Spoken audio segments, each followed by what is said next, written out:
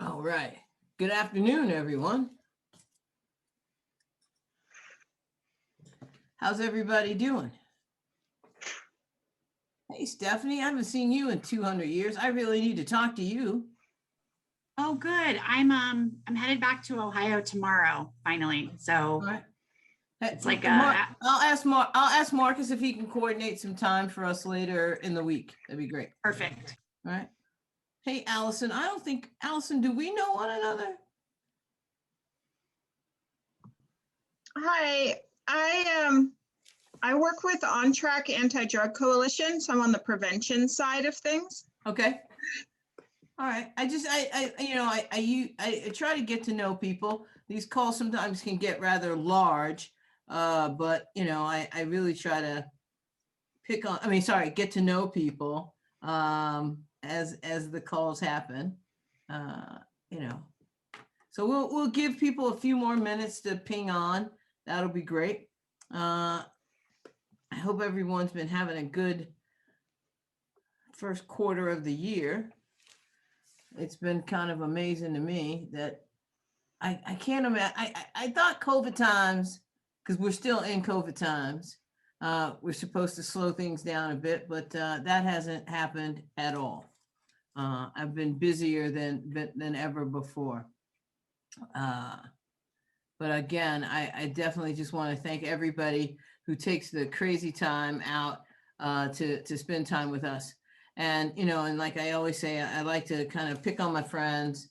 And, I see Sean, Sean, I see you there.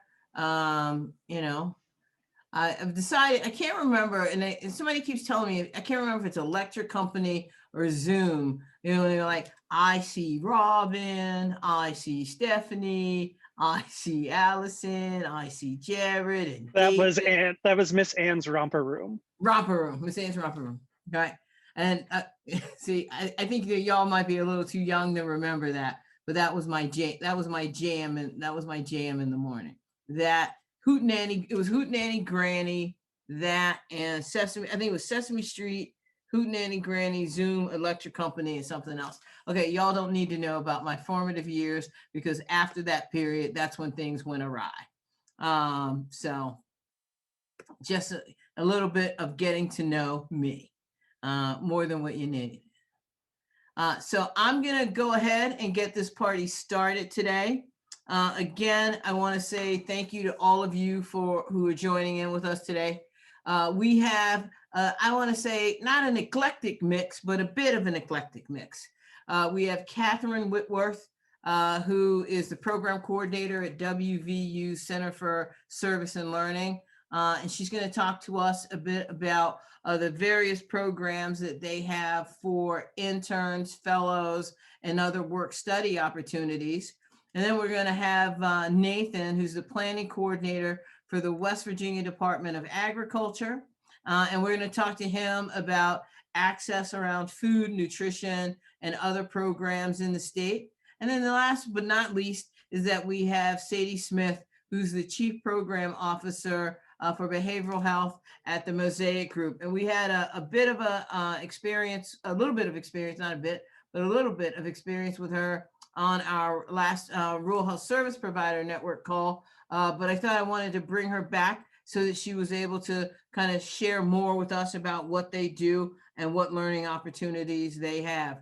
I'm going to start with Catherine, only because I think that Catherine, frankly, undergirds a lot of what many of us need.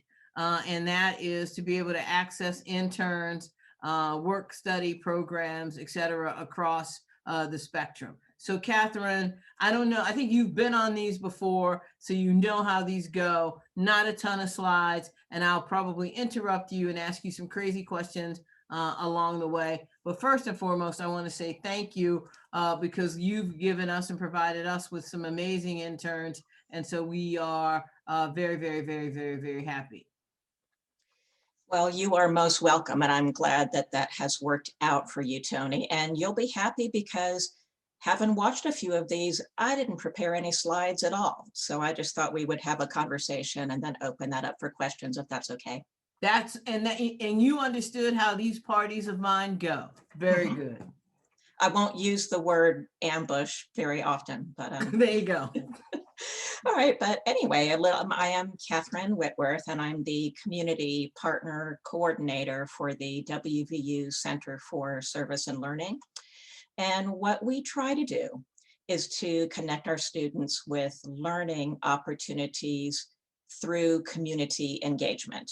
And that can that can play out in a lot of different ways. Probably the most basic way is strictly through coordinating volunteerism. And so we have a platform that I'll put in the chat later called iServe. It is a Galaxy volunteer recruitment and management platform that allows nonprofits and agencies to post volunteer opportunities that you have, and then students can see those and sign up for those and receive credit for their services. Now, my office is on the Morgantown campus, but of course we have other campuses. We have the tech campuses down in Beckley, and then we have our Potomac campus as well over in the Eastern Panhandle. So when you post, if you use the volunteer platform iServe, maybe you are located in a remote area from WVU, but that's okay, because right now, especially, we have a lot of students who are attending classes remotely, and they may be looking for an opportunity in their area. So don't let that stop you. And if you're interested in getting set up on that, hit me up. Another arm that we are involved with is academic engagement. And so that would be coordinating with a faculty member who wants to incorporate service into the learning objectives for a course that they are teaching.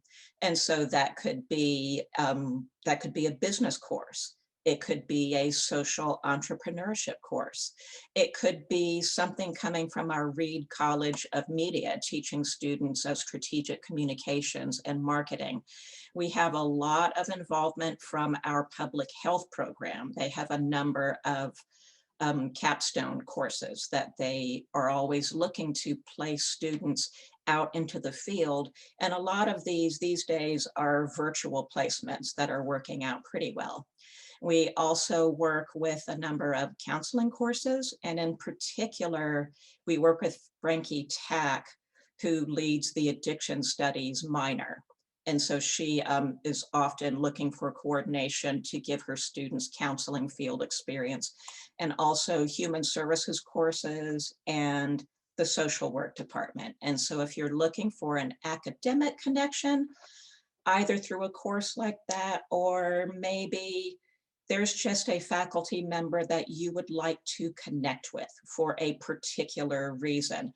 Even if we're not already collaborating with them through our center, that gives us a good gateway to take your program to a particular academic department. Hey, Catherine, can I jump in and ask you a question? Please do. Again, you've been to this party before, so you know how it goes.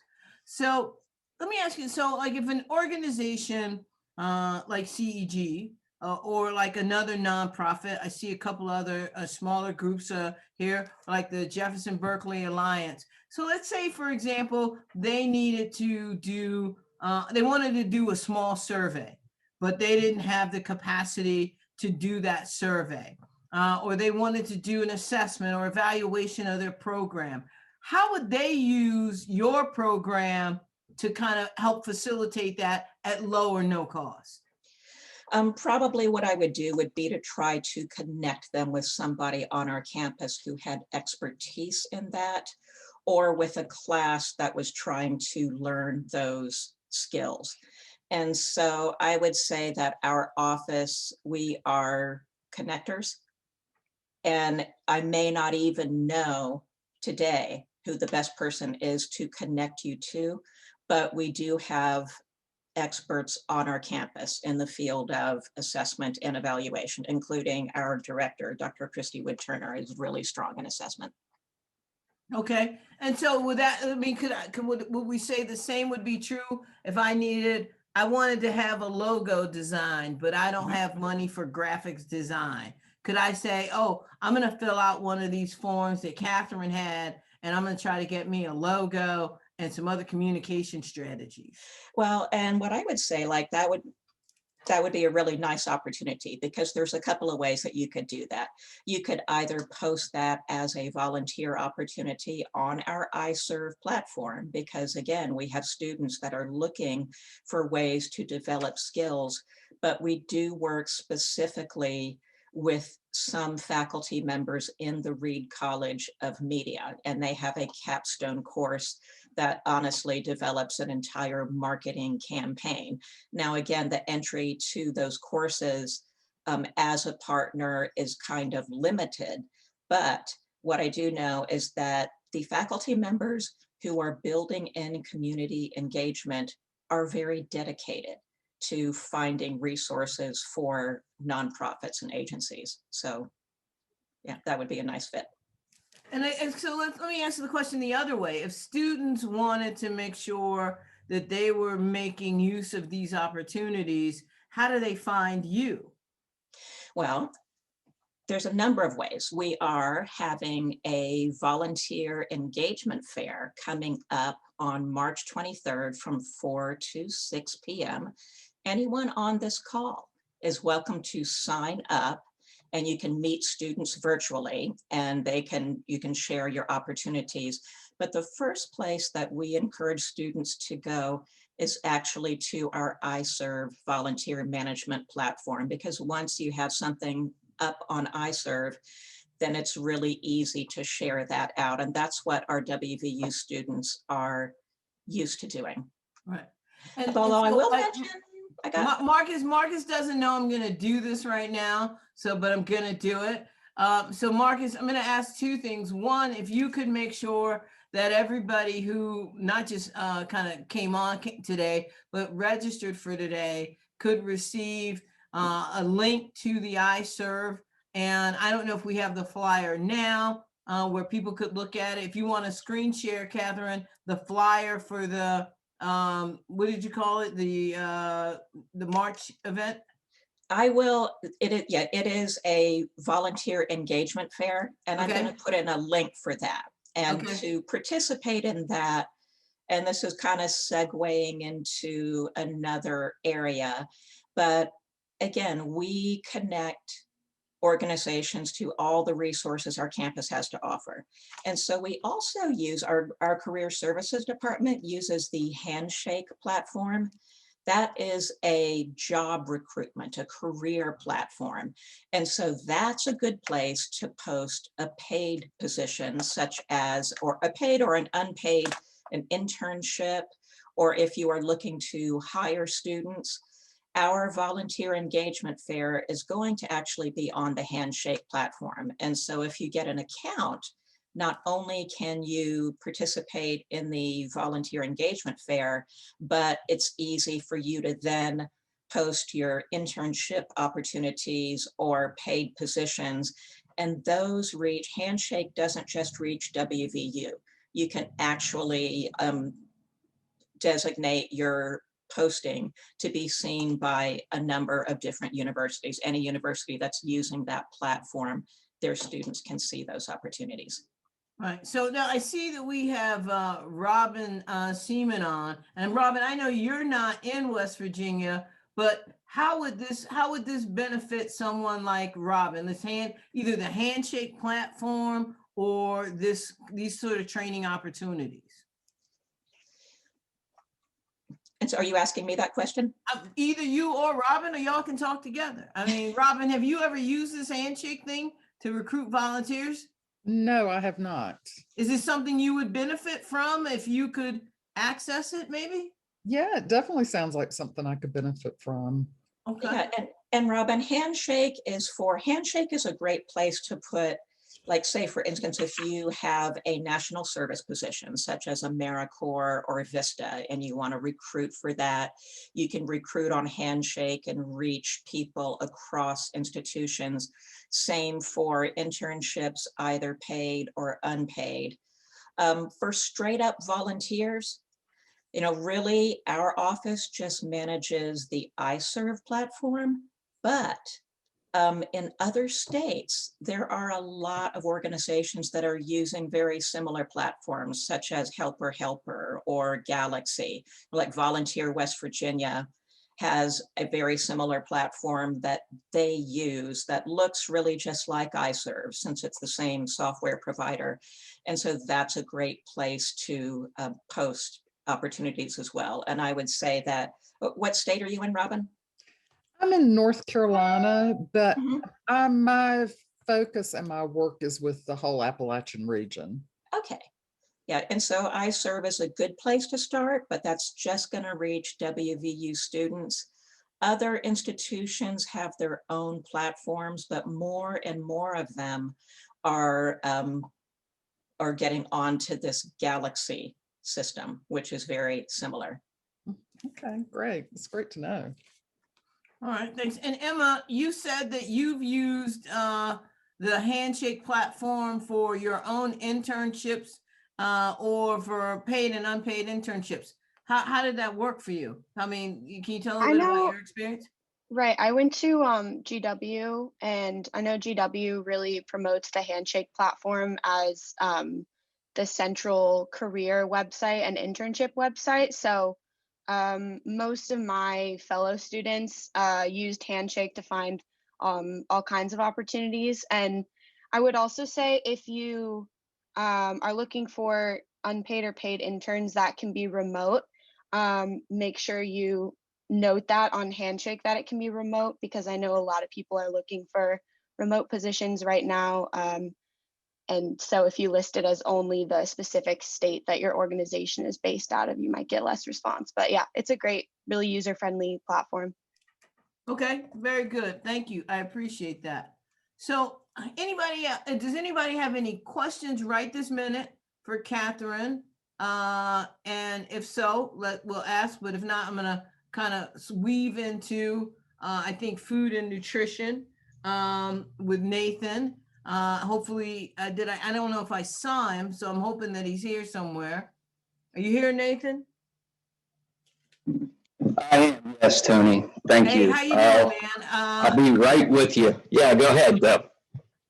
All right. You coming on camera or are you just? Yes. All right. I'll give you a couple minutes to get it ready and for people to get their questions ready for Catherine. I mean, I want to say that we've gotten, I think, 2 or 3 interns, and one has moved from an intern to a part-time paid position. So we're very happy and grateful for the connection. I think we've also connected Catherine with some for-profit businesses that we think can make use of those services as well. So, hey, Nathan, tell me a bit about your program, because, people are probably like, why would you stick food and nutrition with WVU in this other program? And for me, it's because I think the work that you do is central to the work that we do. If you can't access food, you can't do the rest of the things you need to do in a day. Absolutely. No, I think they tie in well together, Tony, and thank you for the invite. I do appreciate it. So just a brief introduction. I'm Nathan Bergoll. I work for the Department of Agriculture here in the state. I'm a planning coordinator for the Eastern Panhandle. I have a whole lot of statewide discussions with folks as well, and working on the food system in West Virginia. But my daily activities, I get to work with producers on a daily basis and growers of food. And it's very, very enjoyable. And the reason it is mainly because of the relationships and the attitudes of the folks that I get to work with. It's very humbling, but it's very rewarding as well. So, like I said, I'm here in the Eastern Panhandle, and we have a good many programs and networks that we're always working on a daily basis. We assist producers with anything from production planning, business planning, marketing assistance, and really anything that producers could want or hopefully need. I tell people all the time that it blows my mind. You would think that a position that I'm in, that you would get a lot of repetitive questions and it would just be the same old every day. We get something new almost daily, and if not weekly, that we have to work as a team to try to solve, because we get new things popping up and questions and suggestions and needs almost on a daily basis. And so we're here to provide that technical assistance for producers to further their operations, their businesses, their growth, and anything that we can do to try to provide them with any of the needs that they're wanting or looking for is what we're basically here to do, whether that's financial assistance in finding the right grant, to finding the right LED lights to grow better in your high tunnels. And so we work with anybody from the NRCS, the National Conservation Resource Service. That's a tough one, sorry. To working with WVU on a very consistent basis. One of the latest conversations, and way too many to go over, but one of the latest with Catherine going there in the beginning is one with WVU Medicine that actually spurred from a conversation where Tony and I first met there on the Junior League call. Working with WVU Medicine, Dr. Greco in the Wheeling vicinity, that was the originator of firing up what we like to call pharmacies in West Virginia, and that's FARMACY. But basically medical clinics sourcing local product and local food to their patients, tracking their metrics, whether it's A1C, blood pressure, all the above. And at the end of the 15, 20, 25 week cycle, coming back and looking at those numbers, and we've seen astonishing drops in the A1C especially. Blood pressure, yes, but A1C, a lot. And so working with WVU Medicine, Region 9 Planning and Development to try to find potential long-term permanent funders for some of the pharmacy programs across the state, whether it be healthcare providers, large healthcare providers, or Congress earmarking potential funds for some of these programs to be funding. And I'm going to jump in here. So I'm intrigued by this program. So can you tell me, how's this program funded currently, and what's been the impact on this type of program? I would imagine you needed more support in what I like to call COVID times. Yes, the farming community needs more support most of the time, Tony. But yes, these programs are normally funded either through grant possibilities or just by internal medical clinics out of pocket. And so we're trying to keep our food supply chains as local as possible. I think we all know that West Virginia is a very broad state. For me, to get to Huntington, you're probably looking 6.5 hours. And those transportation costs can really be brutal on the small farmer. Their profit margins aren't the best to begin with. Right. And so trying to keep that food as hyper local as we possibly can in those supply chains is really our best value. And if we can get medical clinics funding to be sourcing $300 to $400 or $500 a week for a producer, that's huge. And so, yeah, so go ahead. Are the pharmacy programs that you're talking about, are they just in West Virginia, or is this a national thing? Or it was actually started at Boston University. I don't know exactly the year, but after Boston started the initial concept, Dr. Carol Greco in the Wheeling vicinity is obviously a doctor working with patients on a daily basis, And she fired up the first one in West Virginia about 5 to 6 years ago. And recently received a grant, a Walmart grant, for close to $1 million to do 10 to 12 more across the state. And coming out of our junior league meeting there a month and a half ago, we decided that the concept was good enough to put some time and effort to it and really start to try to attack some funders for the potential to be the source behind this driver.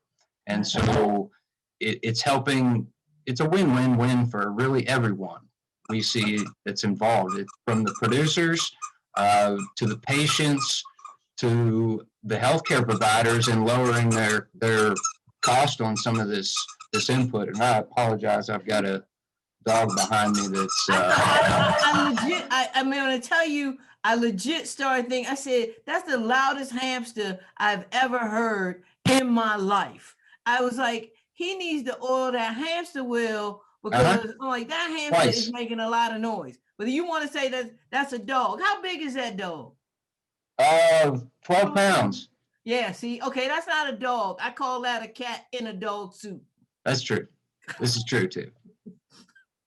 All right, so I don't know if you know this, Nathan, but as a result of COVID, Community Education Group and another group out in the Inland Empire in California, which is also rural farming country, started a new project called the Rural Health Service Providers Network, where we were looking at issues just like this one. And so what I'm going to do is introduce David Evans. And the reason I'm kind of doing this, it's not as slick and planned as it seems. He just said, I have a question. So I just took the opportunity to kind of do that. So David, you want to introduce yourself and then ask Nathan your question? Oh, this is his first call. He doesn't know how we roll. So he's probably looking at this going, where's an agenda? We don't have those things, David. That's No, certainly understand. No, I'm good with the freewheeling.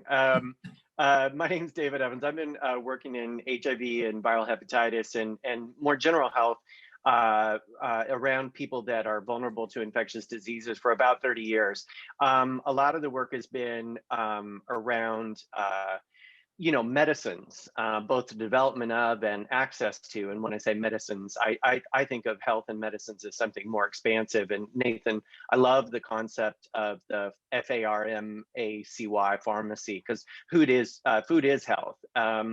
One question I had, and this relates to a lot of work I've done with multifaceted programs at a lot of clinics serving people with HIV who have food insecurity. And one of the things that they talk about when I talk to the nutritionist is, there's this 30-minute hard stop, meaning if you can't get it on the table in 30 minutes, you got a real problem, particularly for people that are employed and working more than a single job. So, and especially often for women, and it usually is women who have children that they are responsible for, or sometimes elderly folks that they're taking care of. So it's a long wind up, but my question is with the pharmacy program, did you also look at issues related to food prep and how that is either a facilitator or a hindrance to folks who were signed up? Yeah, absolutely. All things really are looked at. Now, the processing is certainly a kicker. If it's, medical facilities normally have a pretty good commercial kitchen to where they have the ability to prep that food. And certain other people do as well. School systems sometimes have the ability to do that, but it seems like they are starting to really take the knives out of cooks' hands in the school systems these days, unless it's scissors and cut a bag open or a can opener and dump and throw in the roaster. I don't think cooks are necessarily doing much cooking these days in the school systems. So it makes it very, very hard for us to get local product into local school systems because we don't have the capacity of processing across the state to get those vegetables or fruit or whatever it may be where they need to be to go into that school system. But on the medical facility front, most medical facilities have the capability to do that processing in-house. And so that's why we also see it as a nice solution, because with processing or lack thereof being one of the major kickers in West Virginia, medical facilities having the capacity to do that themselves goes a very, very long way. Does that answer your question, David? It's a perfect answer to my question. Yeah. So it does really point to the potential, hindrances and facilitators. And as we carry forward, to others, how this program can be a real model. Being able to make sure that I always make sure that people know not only the successes, but the challenges, because that's how we come to overcome them as a network, because somebody in Nebraska may have come up with a solution that I can then turn back around and say, hey, Jane said this worked in Nebraska. How might that work for you? So, so I definitely love network learning. So I do as well. And we've created a few networks that are basically peer-to-peer learning. We have something in West Virginia called the PAD network, this Processing Aggregation and Distribution Network, where we come statewide, somewhat like this group, and speak about what we've learned, how we can better work together and collaborate, and are really making some strides through the PAD network to move agriculture forward in the state. Also work and sit on an advisory board at Ohio State. I saw somebody mention Columbus there in the beginning. So shout out to you all, but have partnered with Ohio State University and some of their cooperative building and have seen some nice successes with people coming together, working together across the state to try to meet some of those volumes to be able to talk bigger and better markets. We can't always get an individual producers because 98% of our producers are small to mid-sized. To be able to meet the capacity to talk restaurants, medical facilities, or grocery stores. And so coming together and banding together to meet that volume demand has proven at times to be very, very successful. It's somewhat tough at times as well. It certainly doesn't always come together right then and there. I think you all can probably attest that us as West Virginians are fairly hard-headed and we want things how we want things.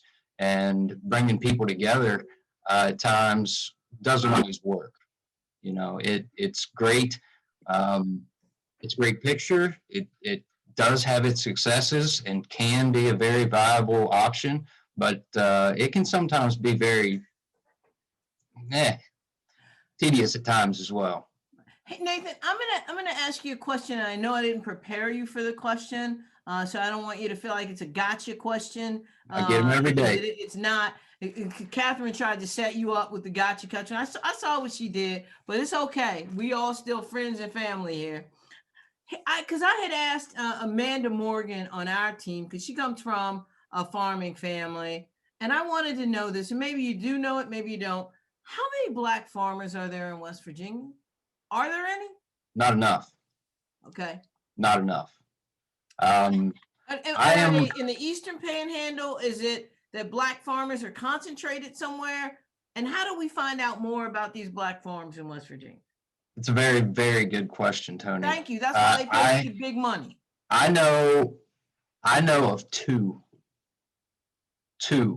Now, in the Eastern Panhandle, there's more to offer than really most anything else across the state. We have everything from meat to orchards to vegetables, value added, whatever it may be. There's not always that sense across the state that certain regions can offer that same amount of diversity in product. But down in McDowell County, there are two that I'm really aware of, Tony, and we are trying our best to find BIPOC farmers.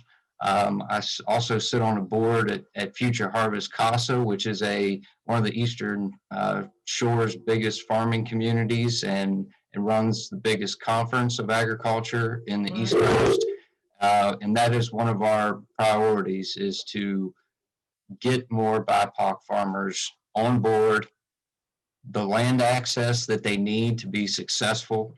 But it's a struggle, Tony. It really is. There's just, especially in West Virginia, it's very emphasized that we do not have a whole lot of people of color in agriculture.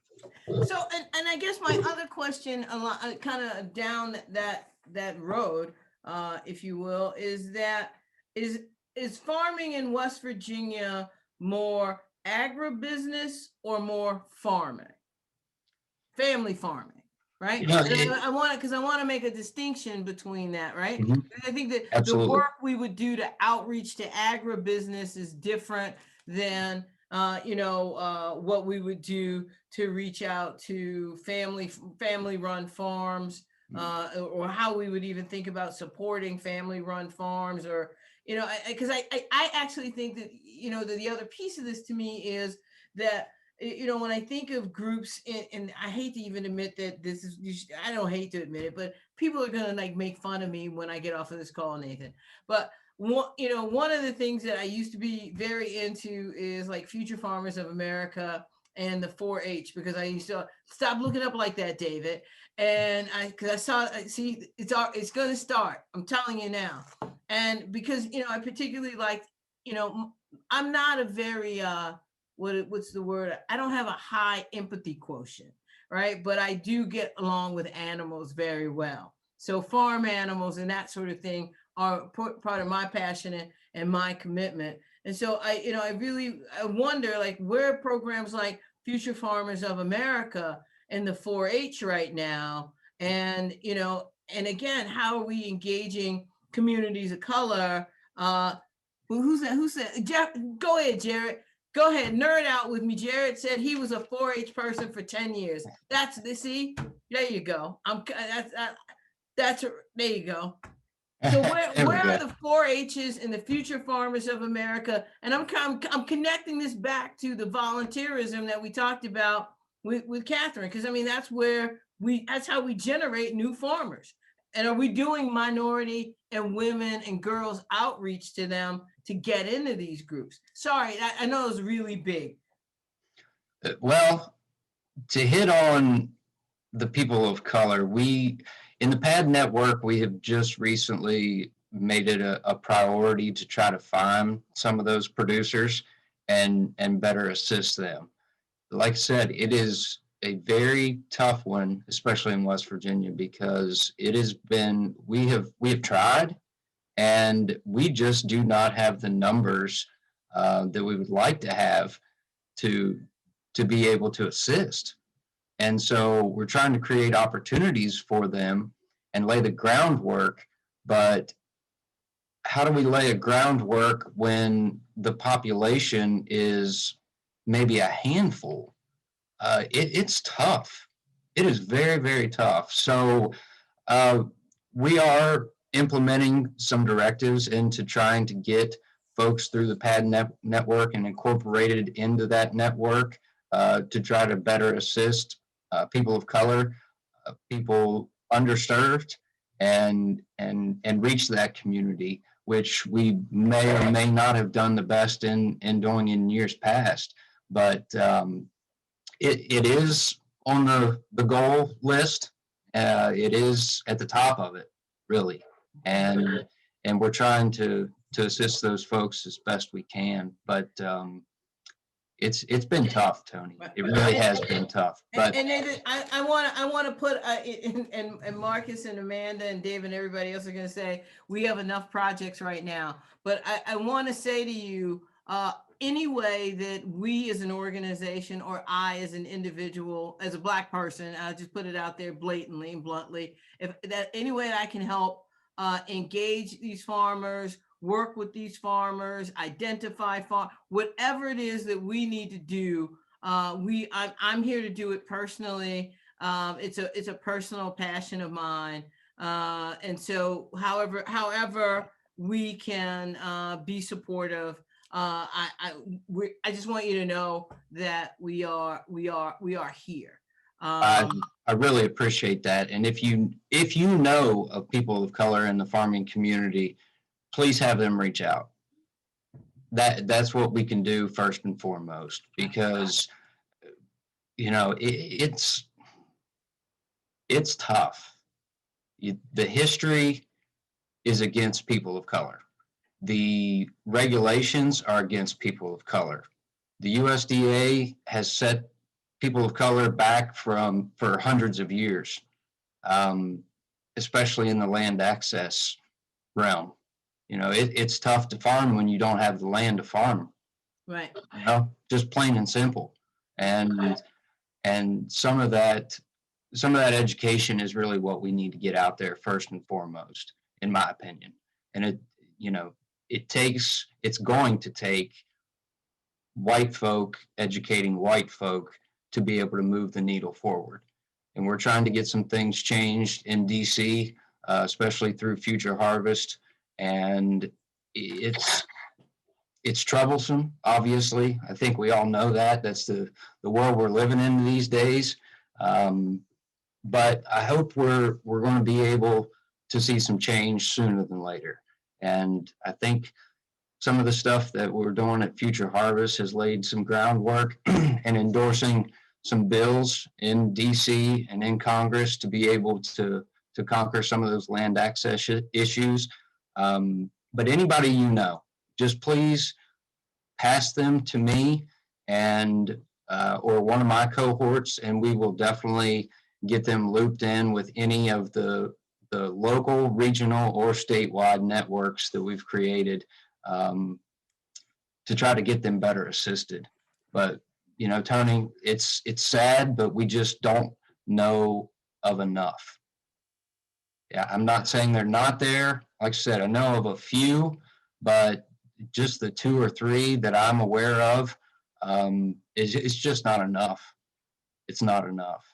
And so getting them the assistance and tied into the network, like David, like David said about coming in as one.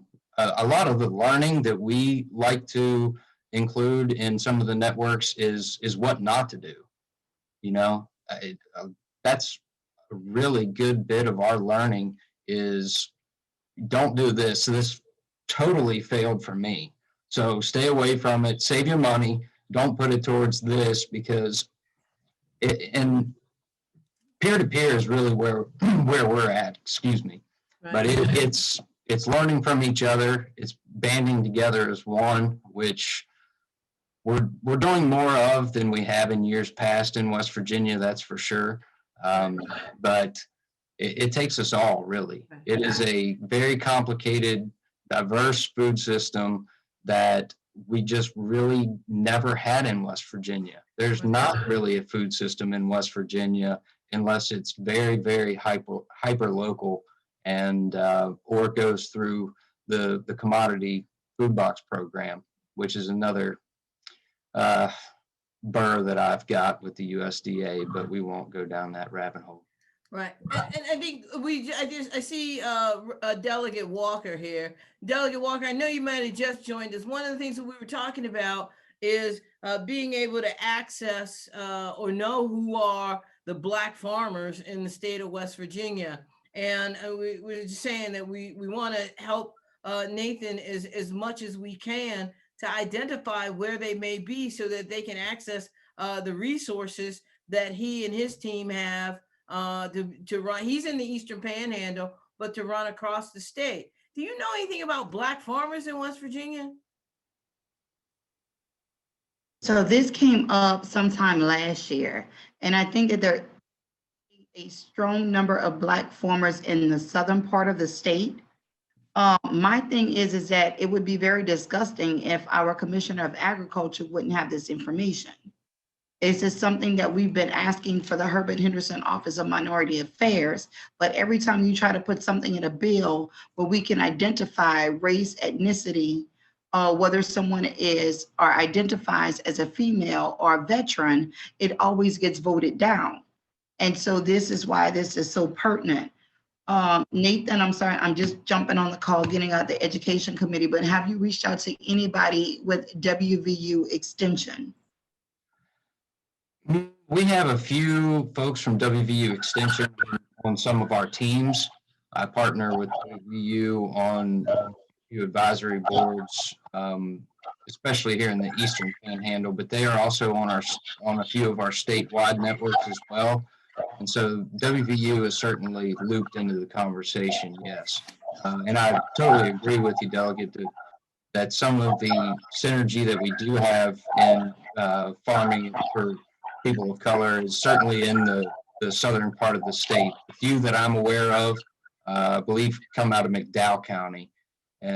But other than a few in the southern part of the state, it's concerning that I'm really not that aware of many in the state of West Virginia. And so we've got to try to find a way to bring those numbers up.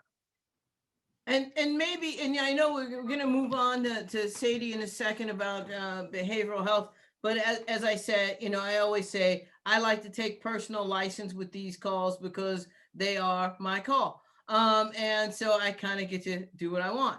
And right now I'm, like I said, 4-H, all of it is very, very important to me. Future Farmers of America is important to me. Recruitment and retention of people of color into 4-H and Future Farmers of America, and being able to provide that support and particularly supply chain support to minority or Black and Latino farmers in West Virginia is very, very, very critical.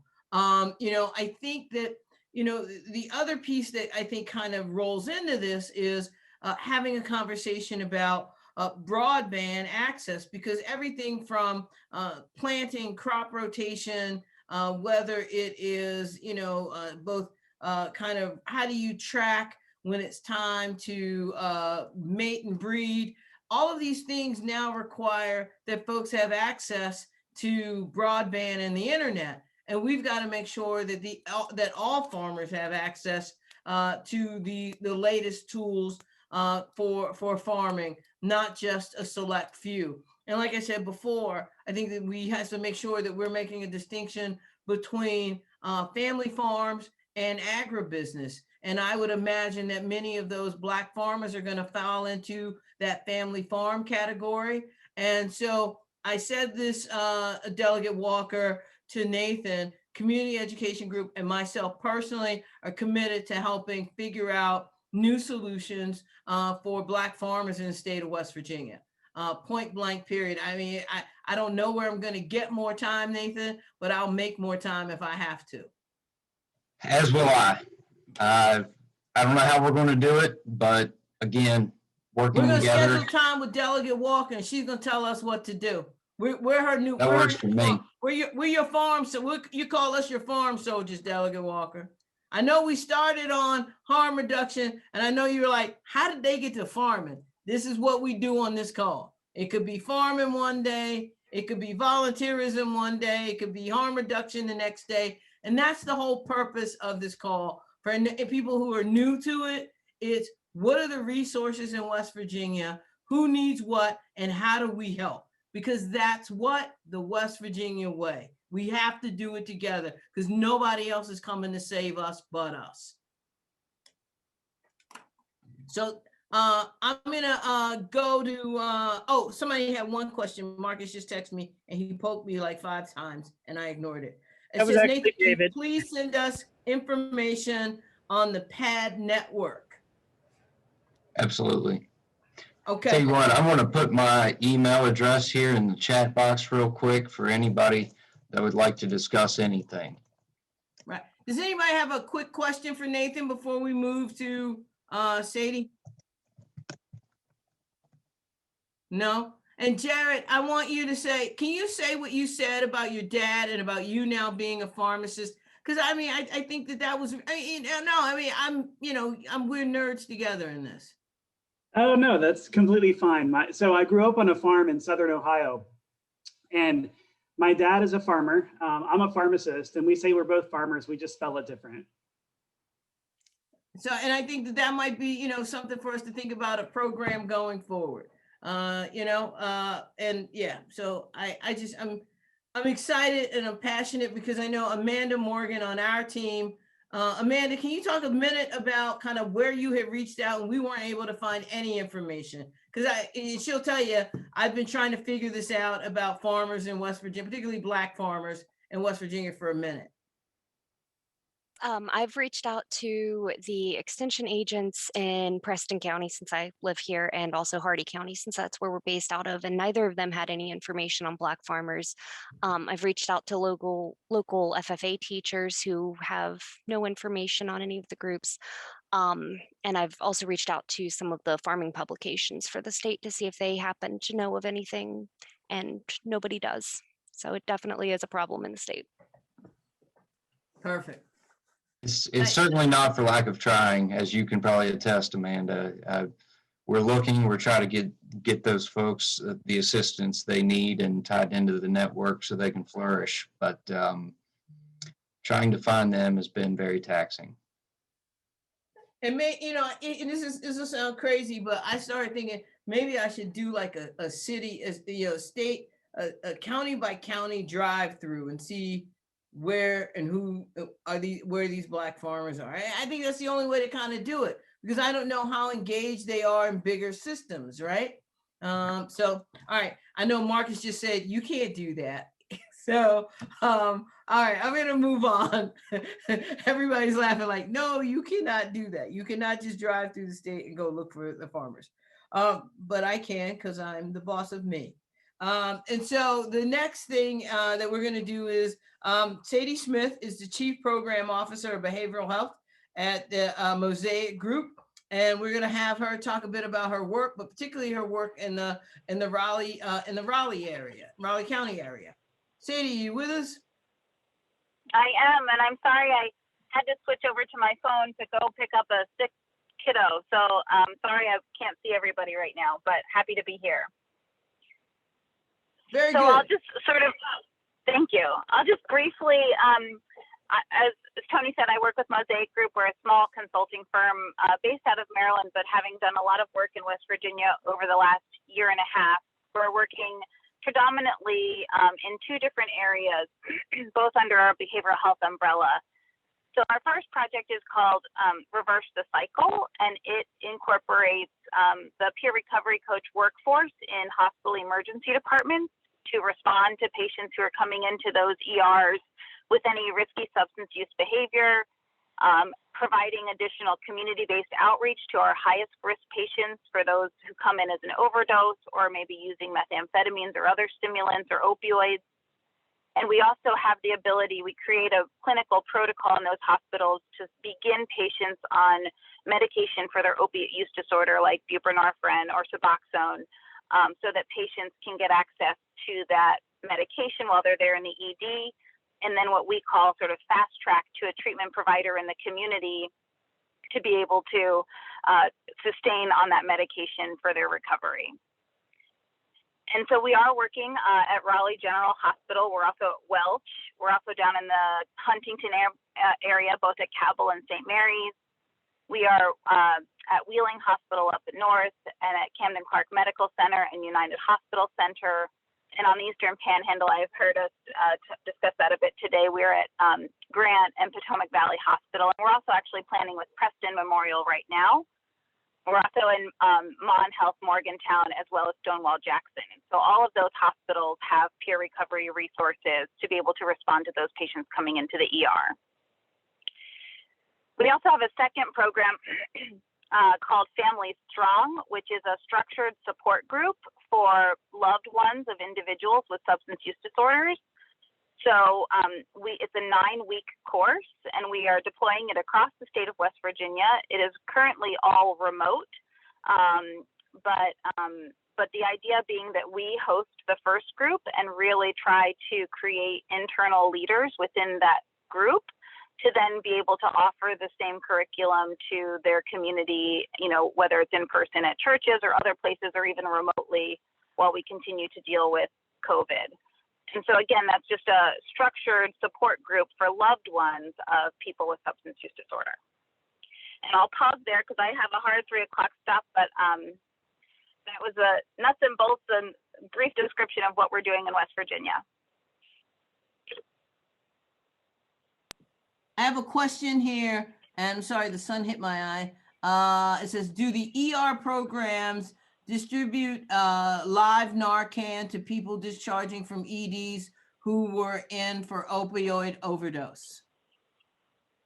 Yes, I'll say that it's not 100% consistent in how the hospital emergency departments do that, but if they don't already have something in place, when we begin our work with them, we do try to build a protocol in place to make sure it's a normal part of the discharge, that the patient's either walking out with a kit because they can now get free kits, and so it doesn't even have to be billed to the patient's insurance, or whether the patient gets a prescription to be able to fill. Okay. Stephanie, did that answer your question? Yes, ma'am. It means I need to follow up with Sadie and learn how they're doing it. So thank you so much, Sadie. Perfect. Of course. And I can't type, maybe Amanda could type in my email address if you wouldn't mind too much. No If you want to problem. reach out. We can hand that. We'll make sure that everyone who's been on the call today gets everyone's contact information to their website, etc. And so, and the next question I have is, does Mosaic reverse the cycle to connect to inpatient programs? So yeah, so the peer goes in to see the patient in the emergency room, and then depending on the patient's substance use and their preference, as well as the clinical recommendation from the doc and nursing team, we will help the patient find a setting that's appropriate for them. And so the residential programs, of course, take a little heavier lifting and sometimes have a delay. But then we work with the hospital or some of our bridge programs to figure out how we can make sure that they stay engaged and connected and cared for if they're waiting for something. And David, you had a question? Yeah, so in terms of providers that you end up referring out to manage folks after they leave the critical care or ED setting, do you do any sort of kind of cultural competency, cultural humility work with those providers to make sure that they can handle a variety of issues in a competent way? Yeah, so we do spend time training all of the ED providers, the nursing staff, and actually the peer coaches spend about 2 weeks in training with us before they come into the ED. And so cultural competence is a component of that. Actually, one of my favorite pieces about our work is how we usually walk into an ED and we hear a lot of, well, why are we going to help those people? Or this is a waste of our time. And really, after we incorporate the program and people who are in that clinical setting start to see recovery through the recovery coaches, and by hearing the success stories of the patients who aren't coming back to the ER, 6 and 9 and 12 months later, we really do start to see a significant culture shift in regards to the stigma and perceptions around substance use and recovery from the employees working in the hospital. So it's something that we're constantly working on with them and trying to educate more around. Okay, very good. Do we have, I know you said you had a hard stop at 3. Yeah, I'm sorry, guys. No worries, no worries. If we have any more, okay, nope, I think that's somebody responded. Hi, Delegate, Sadie, thanks so much. I appreciate you. Thank you. I think the second time you've done this for us, I really do appreciate it. Delegate Walker, I know you joined us. You didn't join us to talk. You joined us to listen, probably. But I'm gonna put, you don't get off any easier than anybody else. But so I'm putting you on the spot to ask you. I know you know about this bill 334 on harm reduction and needle exchange, but Marcus is telling me to talk about that, but I don't want to talk about that. I want you to tell me or tell us, what are your priorities and what do you see as the priorities in West Virginia right now? Because on the call, you have people who are public health, They do some work for DHHR, some are just consumers. You know, you got Nathan the farmer, you got people from Gilead Science, you got a whole bunch of different types of people. So tell us a bit about you, what you represent, and what your priorities are. Because you're my new favorite best friend, but that you didn't know that, so I thought I'd tell you. So thank you. I appreciate each and every one of you being here. I am Delegate Danielle Walker, representing District 51, which is Monongalia County. I live in Morgantown. What is the priority for me? It's the people. It is not the politics, it is not the corporations, and it's definitely not the corruption. But I will call it out when that corruption is putting the safety, the livelihoods, and not awarding West Virginians a good quality of life. So my priorities: social justice, healthcare, making sure that addiction is seen as a disease and part of healthcare, mental health care, making sure that we have accessible, affordable housing, making sure that equality is 2000 late and we need equity. I need to make sure that everyone, that is all pronouns, that is all genders, that is all sexual orientations, have fairness. I fight against hair discrimination. That is of importance. But most importantly, I need the people of West Virginia to be able to have a livable wage. That's a lot. that is a lot. It should be more. Right now, we're fighting for this $15 an hour. Do you think that we're gonna get $15 an hour? I mean, because I think I kind of see it both ways. As a small business owner myself, I'm like, hey, $15, easy, Turbo. Slow down. So I understand what Senator Manchin is saying, but when I look around and I see the conditions that some people live in, $15 an hour is actually not a lot of money, and not a lot of money to feed a family on. We have so many disparities here in this state, and West Virginia is very unique. We have rural areas, we have transportation disparities, we have disparities even when it comes to healthcare, where we need anesthesiologists, we don't have them, we're using CRNAs. This pandemic has opened up so many eyes. As we were fighting an epidemic in a pandemic, we was fighting food insecurity and food justice and food deserts in the middle of a pandemic. Now it's disgusting that it took the pandemic, to open up these eyes and put some sunshine in. So I am introducing an amendment to the West Virginia Constitution for the right for food. Then we jargon that if you don't own a gun, then you shouldn't be able to vote on a bill. Well, I want you to keep that same energy. So let's think about genitalia. If you don't have a vagina, then you shouldn't be able to vote to tell me what I should and should not do with my body. So when I tell you that I need menstrual equity, when I tell you that we need to do away with the pink tax, and we shouldn't be putting taxes on something that I need every month because of something my body naturally does, I want you to keep that same energy. So we are constantly telling people to put up their bootstraps and kicking them in the face and making sure that we have them still in poverty or below poverty. And so we have to look at all the makeups. So in this legislation, we're introducing bills to do away with the Human Rights Commission, but we can't even get the Fairness Act out of the committee.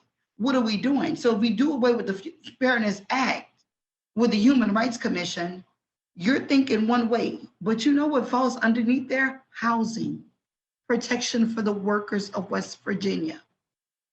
That is some federal programs that we need that funding for. So if we do away with the Human Rights Commission, what else are we doing away with the money in West Virginia? The repeal of the personal income tax in Whitworth, where can we do that?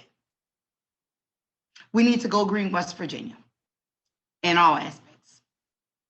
Whether you agree with it or whether you're not, if you want to say this is about the money, let's talk about the money, because we're not going to learn until we get hit in the pocketbook and we bankrupt the state. What I do like about the new stimulus package, guess what? The governor can't use it to backfill with him wanting to do away with the personal income tax. But what I am disgusted about is that we still have people awaiting to get their unemployment. So what do we do in West Virginia? You want to take away things, and we need more employees in those particular entities. And I appreciate Workforce West Virginia and all their work. And we try to do our due diligence by putting the National Guard in there. But what is the point of someone answering the phone if they can't help me with my claim? Absolutely nothing. Do away with the feel good and let's get to work and put in work. That's all. So I guess that was a lot. You know, I mean, that Oh, wasn't a I'm little ready. bit. I'm ready because I do my job. I eat, sleep this every day, all day. So, I mean, I guess one of the big questions I have is so I always have this question. Given how much land we have and given how big we are, what is it that we can do to increase both our vocational education programs and other programs that would make us as a state marketable for the Amazons of the world and these large businesses? I mean, a part of it is certainly around, you know, a lot of it is that, you know, what I've heard from folks with Amazon and other companies is they say, well, it's the broadband question that we're worried about. And we're also worried about the educational levels of the workers. Is that what's holding us back? We need to do more in education to get folks ready for these jobs, or is this vocational education not put the emphasis on 4-year or 2-year institutions, but put it on voc ed and computer learning and that sort of thing? So I think it's a combination of a lot. So yes, we have broadband issues here where we want people just want a stronger internet connection. So we do have those issues, and that's a bureaucracy within itself. Then we have to look at this. Most of those big companies have DEI mottos or policies within those companies: diversity, equity, and inclusion. We like that in the state. So who's gonna move here if someone in the LGBTQ community is not protected? They're not doing that. That's a liability for them. No one's not gonna deal with that. And then we also have to look at housing. Where are you gonna get these people to live? Morgantown, we're a college town. We have slumlords. What are we doing? I've been introducing a bill over and over about lead, about meth houses. If there is a place where was once, you know, had meth in that house, then I feel that we should give a certificate for whoever's renting or buying that house to let them know that at all levels, no exceptions. But we don't want to do that. And when it comes to education, we have such a misconception about education here in West Virginia, because we put everything based on numbers. So let's talk about education. We have a 90.7% public high school graduation rate in West Virginia. You would never think that, especially how we attack the educators and the personnel. That's not fair. We have phenomenal CTEs and adult learning programs through our public education systems here in the state. I live in my county. We have MTech. I adore the educators, the students who take this. So what we need to start at a lower level. So we catch these students when they're in high school. Let's start catching them when they're in middle school. Let's start catching them when they're in the 5th and the 6th grade. Why is it such that we look at a trade and we see those persons as being less? So we did this 4-year thing until now. Guess what? All of our plumbers, electricians, steel workers are retiring. We have no one at that capacity to take over those jobs. But hang on, Danielle Walker. What is the CTE program? Allison, ask her. Allison. This is. I know that you're new to the party, but this is the party. Allison, ask the delegate your question. Yes.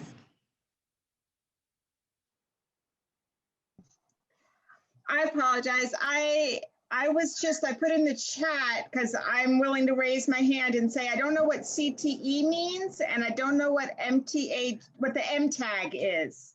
Yeah, so MTech is our Morgantown Mon County Technical Institute. A CTE is, let's see, where's my education people? So it's like technical education. So what we do, we allow those students to go to the high school. We transport them from the high school. They come to our CTEs. So it's an extended education and a trade. So they can do nursing, earlyhood child development. And I'm thinking about the courses that we offer them in Morgantown. We have something in law enforcement. We have programming. We have, and also, there's also cooking also. And the reason why I know this because I go here, there, and everywhere.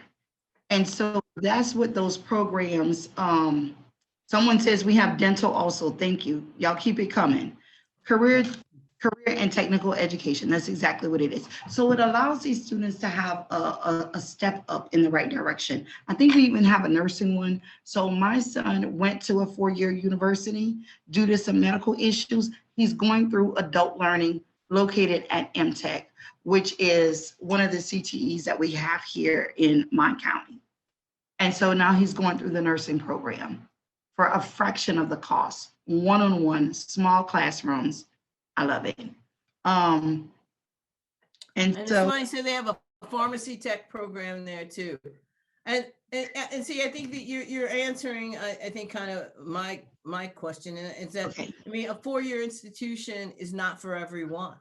And I don't know that everyone needs a 4-year institution, but we certainly need to have opportunities available for individuals in what I call I think there's probably new terms for it now, but in the voc rehab space. And and so again, I didn't mean to put you on the spot, but like I said, you're my new best friend that who didn't know it. So we're going to be calling on you. David, you had a question?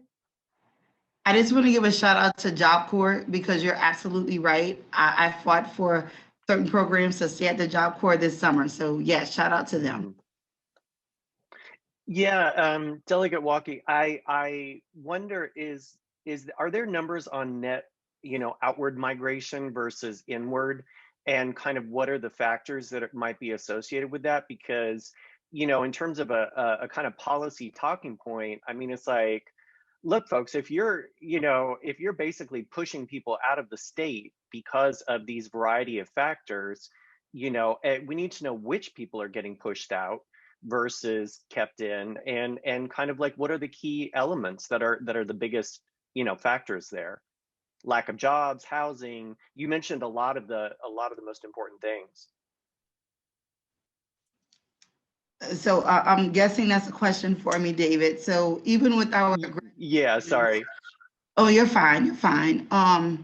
So I think the outward migration is I don't have the protections I need to be successful in this state.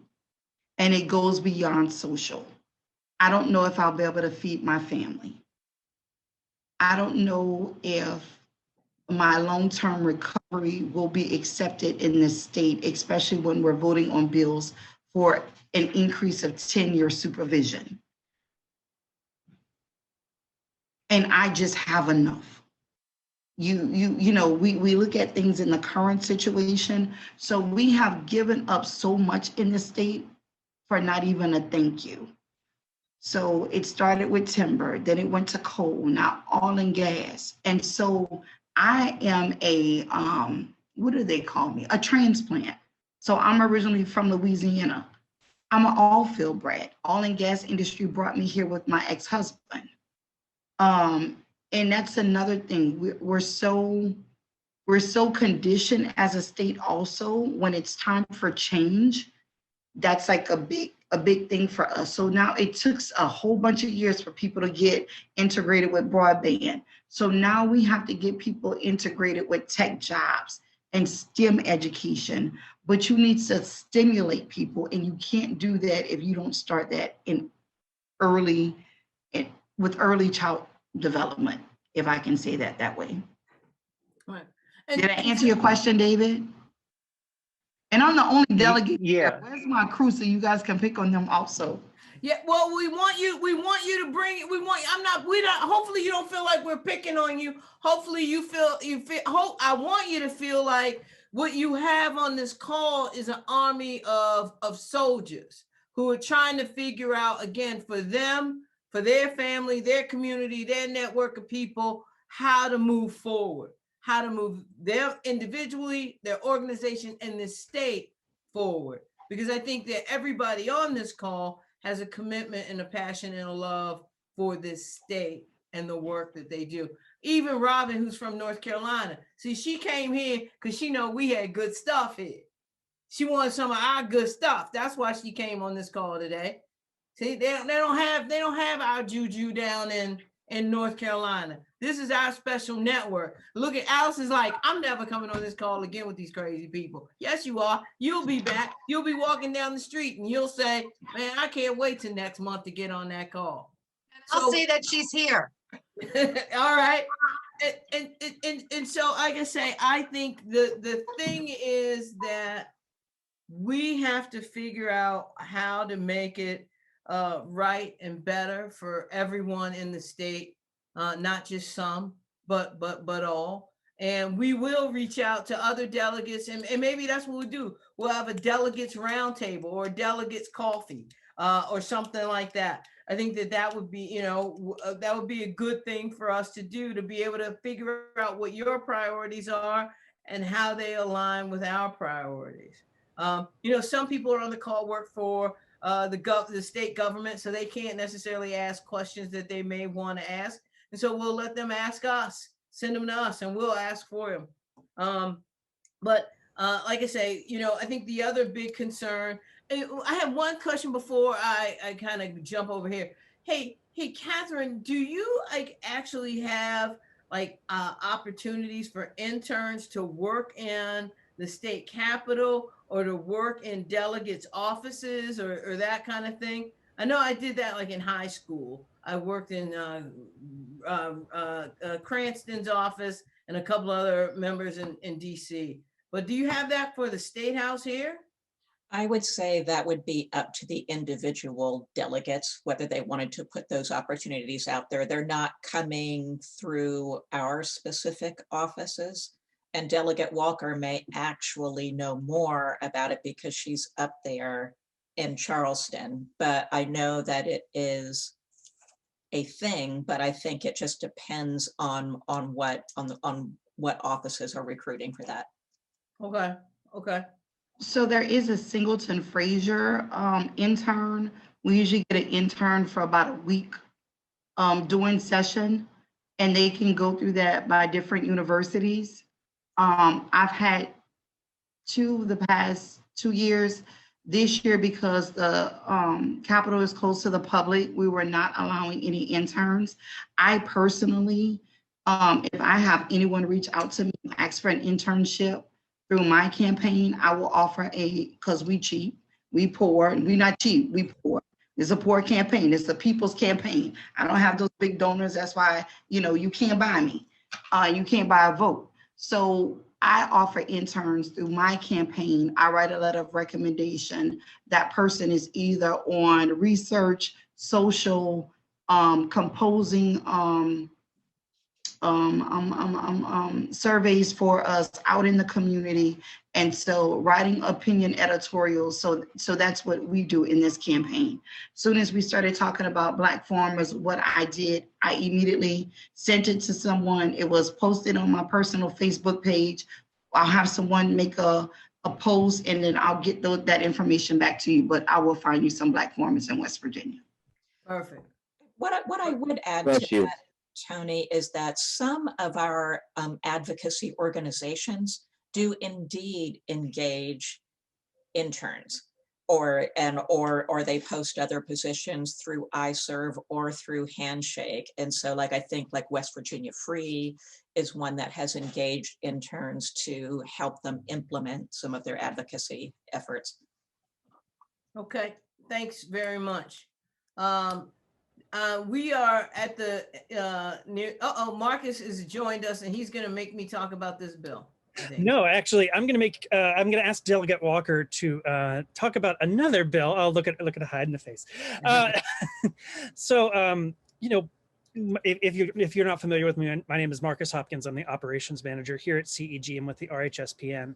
And one of the reasons that we started the West Virginia Statewide Stakeholder Coalition was to help break down the silos that exist between SUD, HIV, and viral hepatitis testing, treatment, services, and access to care. So, I'm a little bit dismayed. There is a bill that has currently been introduced in the House, House Bill 2881, that removes hepatitis B from the list of required vaccinations in the state of West Virginia, which is concerning since West Virginia, since 2010, has had the highest rate of new hepatitis B diagnoses in the United States. And for those who aren't aware, hepatitis B is one of the primary demographics that they look for with hepatitis B are Asian and Pacific Islanders. And West Virginia, we don't have a lot of that. We don't. So over 80% of our new hepatitis B diagnoses are directly related to injection drug use. So what kind of, if this is the kind of legislation that's being introduced into the House, as the minority vice chair, what are the likelihoods of these bills progressing, of these bills, making it out of committee? Well, we fought really hard on the vaccination bill last week and it died on a tie. But I see this possibly coming back. Now, being the delegate that I am, I listen to both sides, just like I listen to the pediatricians and the medical and the parents who do not want to repeal this vaccination. I also give respect to those who do want that to be repealed. And this is what I was told, which blew my mind, neither here or there. But if the child was never exposed to Hep B, then they don't feel that the child should get the vaccination. I'm only speaking someone's truth of what was told to me. I don't judge, I just listen. So that was very concerning to me. I would say. And so I just respectfully all the time, because my mother would have a fit and so would my grandmother. So I'm gonna have to find someone differently to speak to also about this, but that is the cognitive reasoning is because the child was never exposed while they were in the mother's womb. And how could a 5-year-old get any injection drug use to be exposed to Hep B that they wanted this off of the vaccine schedule? Have you heard anything different? Because I would love to hear something different from what I've already heard. Well, I mean, from a medical perspective, beyond vertical transmission, yes. I mean, children can be easily exposed to hepatitis B. It's a relatively easy, it's much more easily transmittable than hepatitis C.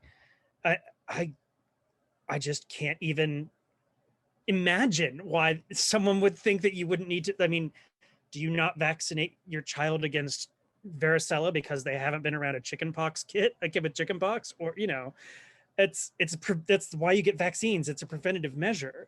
But again, when we're looking at the rates of infection in the state of West Virginia, the two demographics, well, I guess there are three primary demographics that we're seeing an increase in both hepatitis B and hepatitis C are people aged between 20 years and 54. So we're looking at a wide variety of 34 years, starting from basically when you graduate high school, of people being exposed to hepatitis A, B, and C. I mean, it kind of is astonishing to me that in a state with the highest rate of transmission in the nation, they would want to remove one of the most effective vaccines in the state. I mean, and even then, because, now that Combivex has both hepatitis A and hepatitis B, that's the vaccination that they give, for hepatitis A in 2018, the national rate for hepatitis B infections was 3.6. In West Virginia, it was 124.4. So we're looking, Combavax is what they're taking. So that would prevent both hepatitis A and B. It just doesn't make any sense to me that this would, yeah. So, Tony, do So, you? so what I think, Marcus, maybe what we can do on this one is, because I don't want to put Delegate Walker on the spot, but maybe what we could do is that we could put together a white paper for you that has just like some medical bullets, right? And then maybe, like I said, maybe we can do like either a delegates coffee where we can do a learning and listening session, bring on some folks that have, that are from either medical organizations, et cetera, the Hepatitis Roundtable and others, to discuss why this is not a good idea. I would appreciate that. Thank you so much. And I'll Always go here. through my notes, and I did tell you the right thing from that call. Right.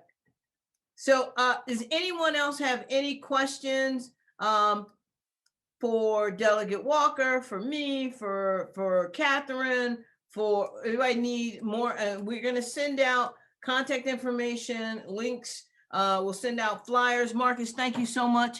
Says, I would like to mention that 501c3 nonprofits are federal, state, county, and something. Catherine, what do you want to say? That was a lot. Yeah. I just wanted to mention, while I have everybody on the call, and you alluded to federal work study when you introduced me, but the federal work study program, it's a federally funded financial aid program for students that is on their award letters. I just want people to know that 501c3 nonprofits or agencies serving the public good can actually hire federal work study students. And from WVU, there is currently no cost share. So these are paid employees that you can actually hire. And that's managed by our financial aid office. And we're going to be doing an info session in late April to recruit employers for the coming academic year for 2021, 2022. And it's a big program. And it's not only WVU that has community-based work study. All of the institutions that offer the work study program are supposed to designate part of that to the community. But for WVU, it's a little understood benefit. Perfect. I mean, I didn't understand it. I didn't even know what I was asking for. So I appreciate it. And I hope that you'll send us a copy of a flyer or a link for it or something. I will, as soon as we have the date set. And Nikisha, why don't you ask Catherine your question directly? We have a few minutes. Yes, I'm currently going to Mount West Community Technical College, and I'm studying to be a sign language interpreter, a certified sign language interpreter. And I was wondering if I would be able to use like the work study program to apply this to my degree. What I would say is that, and thank you, that's a wonderful field. So thank you for going into it. What I would say is that you would need to approach the financial aid office of your current institution, because the work study program it's part of the financial aid award. And so it's available to graduate students and to undergraduate students. And so if you applied for financial aid and that was included as an option, then I would say talk with your own financial aid office about recruiting a community placement site. But once you graduate, then you're no longer eligible for the federal work study award unless you then go into graduate school and apply for it. So Catherine, I'm going to ask you a big favor, right? Can Nikisha call you and maybe you can give here's some pointers of what to say when you call the financial aid office? Because I think sometimes you hear of a program, you call, hey, I heard this, and they're like, I don't know what you're talking about. So, but the exact language. I'm going to put my phone number here. Perfect. I won't call you, don't worry. But I want you to call. And if you don't follow up, I'm going to come to your house. Okay. So you call, follow up, get the info, and put that in. I mean, it may or may not work, but nothing, you don't know till you try. Thank you. All right. Anybody else have any questions, any needs? The other thing is that if you have ideas of who we should be getting on as speakers or topics, just send us an email, and Marcus and I and our network of people, we will do our best that we can to identify people to come on and talk about our topics. I definitely want to thank everyone. I want to thank Catherine. Nathan, you are, my new soul brother, because we're going to help these Black farmers in the state. And my new best friend, Delegate Walker, for stopping by and having a little cup of tea is what we'll call it with us.